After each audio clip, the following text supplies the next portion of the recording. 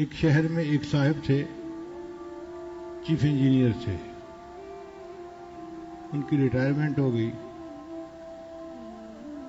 میرا آنا جانا تھا تو ان کے ہاں ان سے ملاقات ہو جاتی تھی.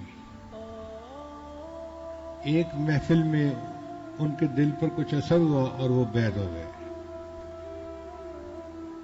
اب جب وہ بیعت ہوئے تو میں نے انہیں ذرا قریب کیا، انہوں نے نمازیں شروع کر دی.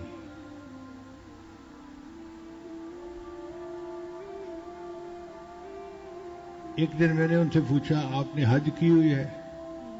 نہیں. کہا آپ کے اوپر تو فرض ہے، آپ کے بینک میں لاکھ روپیہ ہے، ریٹائرمنٹ کے پیسے بھی ہیں، تو آپ کے اوپر تو حج فرض ہے، آپ کو کرنا چاہیے. انہوں نے درخواست دے دی. اللہ کی شان دیکھیں کہ درخواست منظور ہو گئی. بڑے خوشی انہوں نے مجھے فون کیا، حضرت میری تو قسمت جا گئی اور میرے تو حج پہ نام نکل آیا اور میں تو حج کے لیے جا رہا ہوں. اور انہوں نے تیاری شروع کر دی. اللہ کی شان دیکھیں کہ جس دن ان کی روانگی تھی جانے کے لیے، پرواز تھی جہاز سے، اس سے ایک دن پہلے ان کا بڑا بھائی ان کو ملنے آ گیا اور بڑے بھائی سے اس کی 1 منٹ کی ملاقات ہوئی کھڑے کھڑے. بڑے بھائی نے زہریلا فکرہ بولا، دیکھ تو پیر صاحب کے کہنے پہ حج تو جا تو رہا ہے، تو ہارٹ کا بھی مریض ہے، ایسا نہ ہو کسی کنارے کے اوپر پڑا ہوا ہو اور تجھے پہچاننے والا بھی کوئی نہ ہو. اس کے دل میں ڈر بیٹھ گیا کہ مجھے تو ہارٹ اٹیک ہو جائے گا. لو جی، اس نے حج پہ جانے کا ارادہ ترک کر دیا. جب فلائٹ نکل گئی پھر اس نے مجھے فون کیا کہ جی میں نے تو ارادہ چھوڑ دیا، میں نہیں گیا.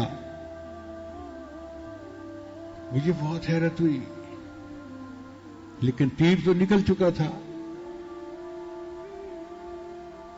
اللہ کی شان دیکھیں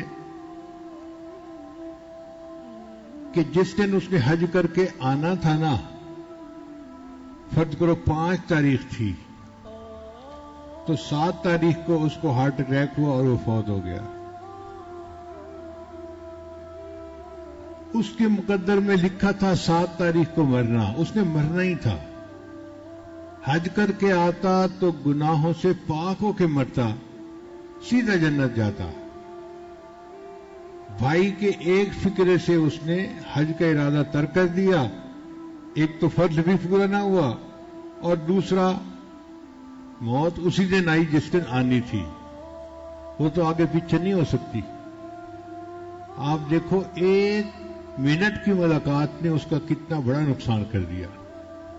تو صحبت اپنا اثر دکھا جاتی ہے. انسان اگر دوستی لگائے تو دیکھے کہ